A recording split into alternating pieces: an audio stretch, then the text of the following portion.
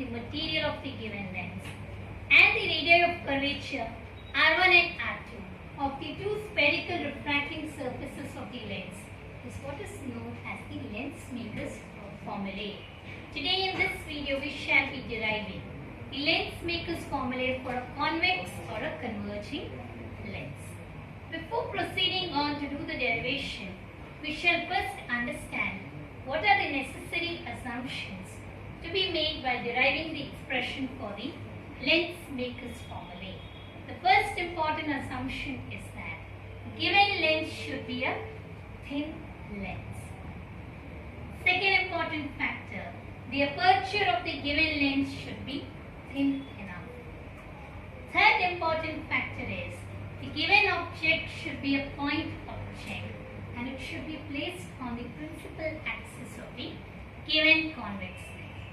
Fourth important factor being the incident ray and the refracted ray should make small angles with the principal axis of the given convex lens. Besides these four important assumptions, you have two important Cartesian sign conventions. So what are those two important Cartesian sign conventions? First thing is, all the distances should be measured from the optical center of the given convex lens.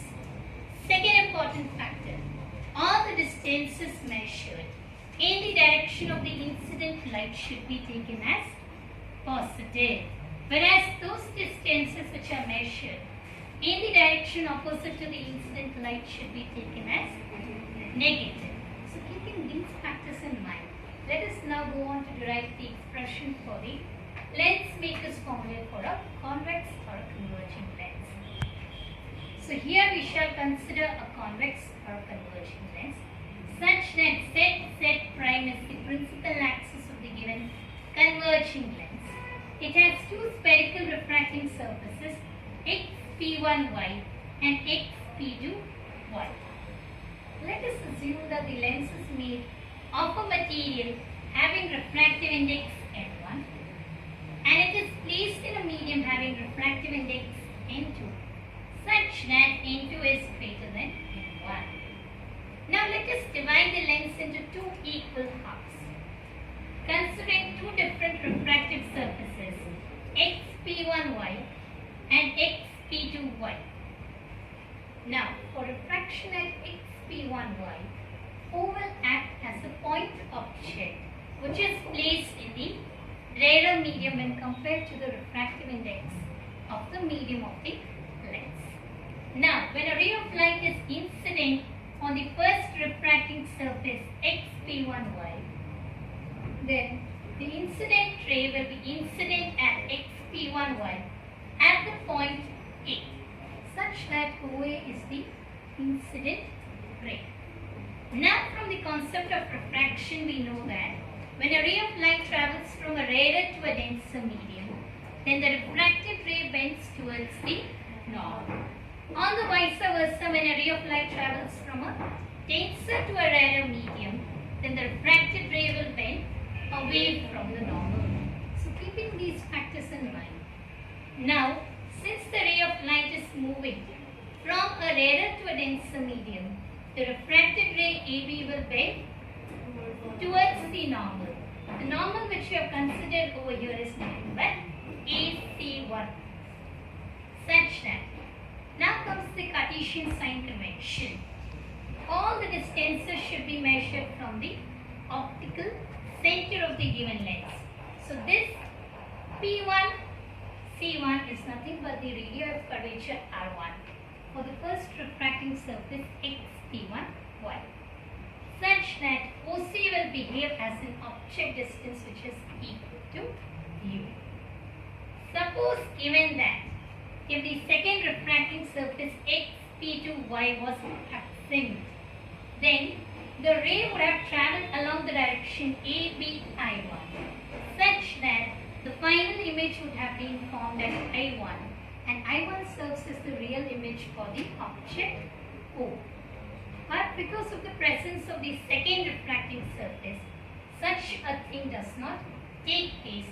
The image, instead of being formed at I1, it is formed at a different point I.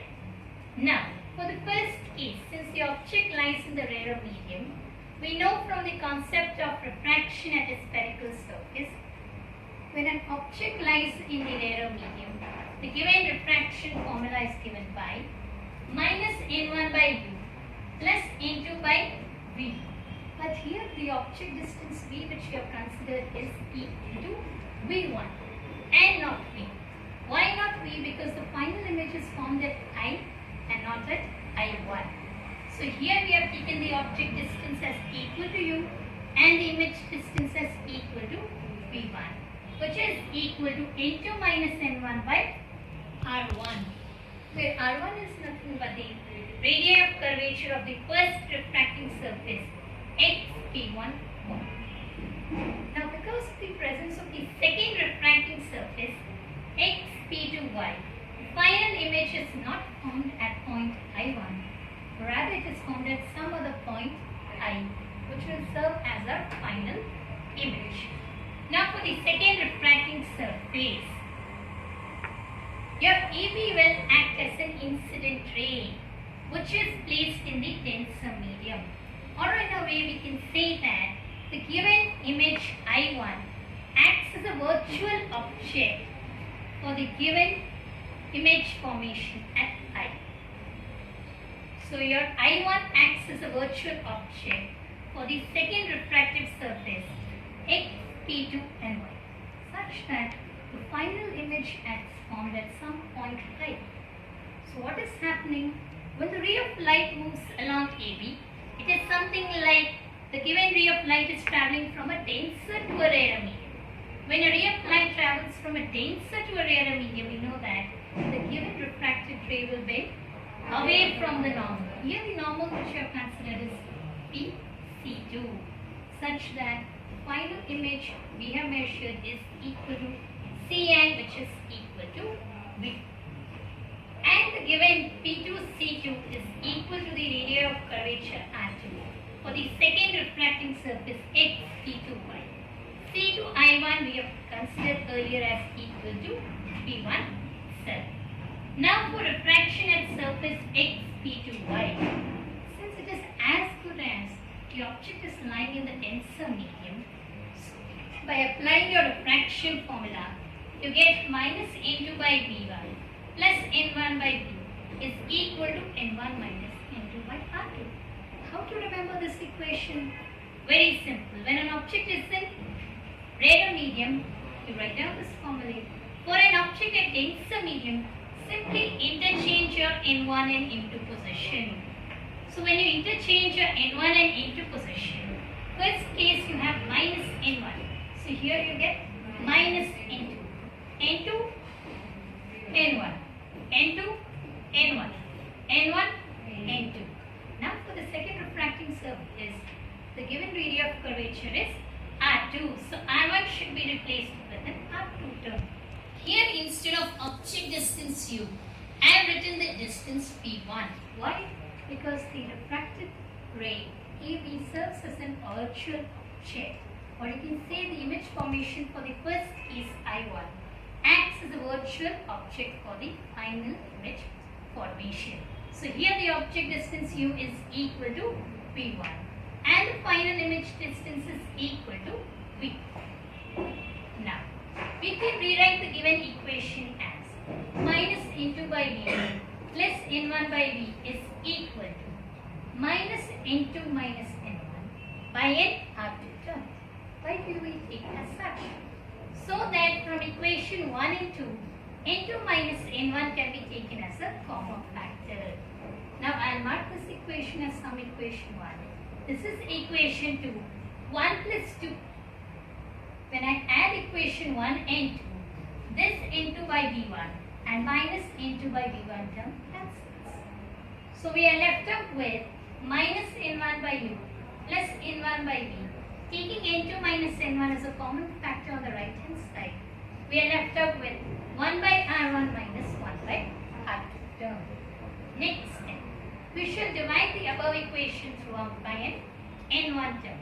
Dividing the above equation throughout with an n1 term, you get minus 1 by u plus 1 by v is equal to N2 by N1 minus 1 into 1 by R1 minus 1 by R2.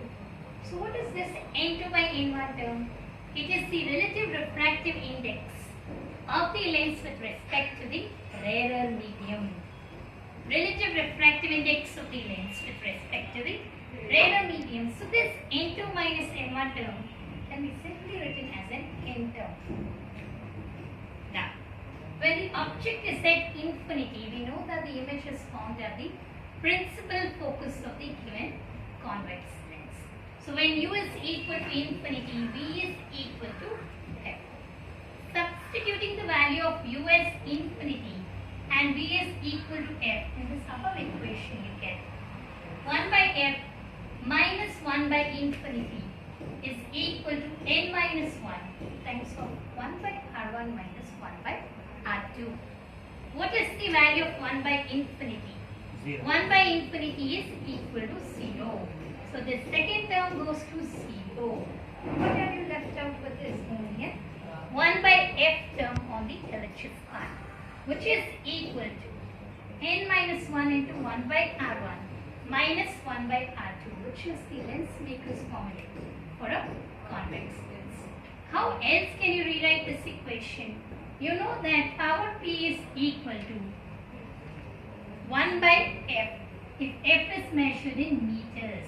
So this lens maker's equation can be rewritten as p is equal to 1 by f, which is equal to n minus 1 into 1 by r1 minus 1 by r2. Similar expression for your focal length can be obtained for the case of a convex cave lens.